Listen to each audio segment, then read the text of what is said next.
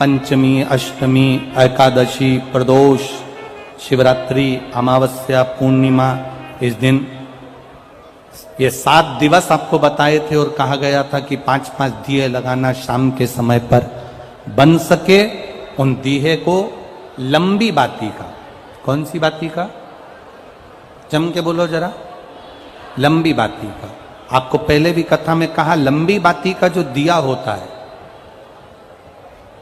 लंबी बाती का जो दीप होता है, वो दीप हमारे जीवन में वंश की भी वृद्धि करता है। इसलिए हमारे यहाँ पितरों का दिया, देवी जी का दिया, नवरात्रे का दीप, ये सब लंबी बाती के लगते हैं। तो लंबी बाती का जो दीप होता है वो हमारे यहाँ वंश की भी वृद्धि करता है, लक्ष्मी की भी वृद्धि करता है, सुख समृद्धि। और अगर मान लो भूल से हमारा कहीं पैसा अटक गया और वो व्यापारी नहीं दे रहा, तो लंबी बाती का जो दिया होता है वो पैसा भी हमारा वापस लौटा कर लाता है। इसलिए लंबी बाती के दीप का स्मरण करें। सावन के महीने में जो अधिक मास पड़ता है उसमें 7 जगह अर्थात 7 तिथियां ऐसी हैं जिस दिन 5 दीप का वर्णन किया गया है हमारे शास्त्रों में। अब बहुत सावधानी से सुनिएगा। पहली है पंचमी तिथि।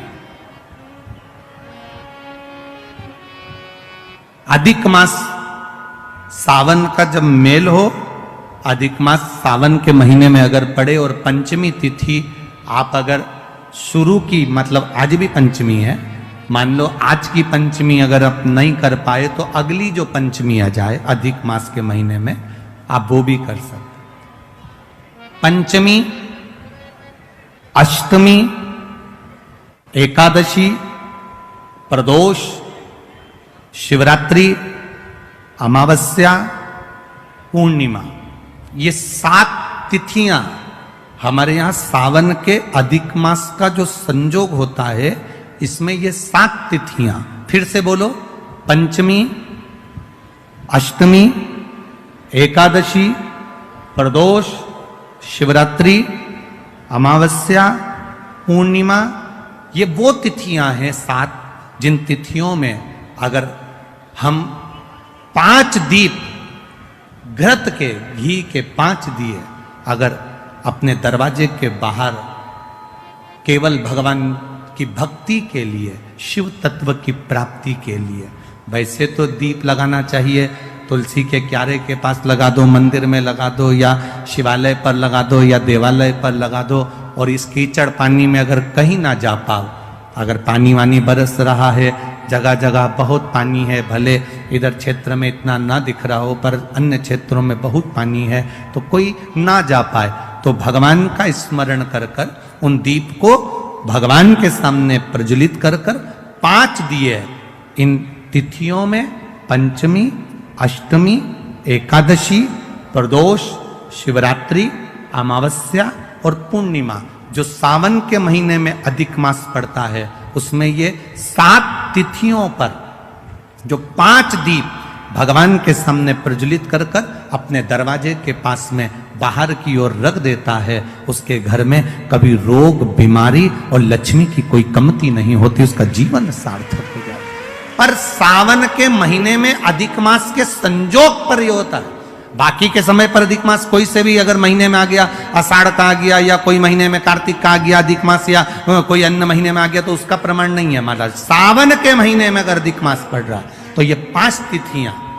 अब कई लोग कहते हैं गुरुजी पंचमी हम 2 लें, 2 पंचमी आएगी, 2 एकादशी का वर्णन न जावे, तो हम कौन सी? तो यहां एक भी अगर आप कर रहे हो 7 तिथियों में से एक भी अगर ये नहीं कर पाओ तो अगली कर लो, अगली नहीं कर पाओ तो ये स्मरण में रहकर डॉक्टर का पीछा ही नहीं छूट रहा हो, तो शिव महापुराण, विष्णु पुराण और स्कंद पुराण में जो पुरुषोत्तम कथाओं का वर्णन किया गया है, एक आटे का दिया, उसमें 4 बत्ती, आटे के दिए में 4 बत्ती रखें, तिल्ली का तेल डाल लें, थोड़ा सा उसमें सरसों का तेल डाल लें। महाराज घर के बाहर, अर्थात घर के अंदर के बाहर जो चौखट होती, चौखट से थोड़ा सा बाहर, बिल्कुल चौखट पे नहीं बैठना, थोड़ा सा बाहर, 9वीं तिथि के दिन शाम के 6 से 6:30 के बीच में 21 बार जो व्यक्ति बीमार रहता है उसके सिर से नीचे की ओर श्री नरसिंह भगवान का स्मरण कर कर जिस अधिक मास में जिस तिथि को उतारा कर रहे हो उस तिथि का नाम लेकर, उस अश्विन अधिक मास का नाम लेकर, जो व्यक्ति का उतारा कर रहे हो उसका नाम और गोत्र लेकर 21 बार जो उतार कर उस दिए को घर के ही चौखट पर रख देता है, उस व्यक्ति की बीमारी छूट जाती है महाराज। वो रोगीला नहीं रहता, रोग से ग्रस्त नहीं रहता, दवाई गोली उसकी छूटती है। कभी ये डॉक्टर को दिखा लो, कभी वो डॉक्टर को दिखा लो, कभी यहां दिखाओ, कभी वहां दिखाओ, उससे छुटकारा मिलता है। कर का संवाद कर रहा, शिव तत्व कर रहा, 3 जगह पर नारी को पवित्रता का भाव वर्णित कर दिया। अब जितनी माताएं बैठी हैं वो भी मुख से बोलेंगे। पहला स्थान कौन सा बताया? बच्चा जब छोटा है, गोदी में है, वो बच्चा गंदगी भी कर रहा है तो भी नारी पवित्र। दूसरा स्थान कौन सा बताया? पति की सेवा अगर पत्नी कर रही है, पति सेवा में लगी है तो वो पवित्र है।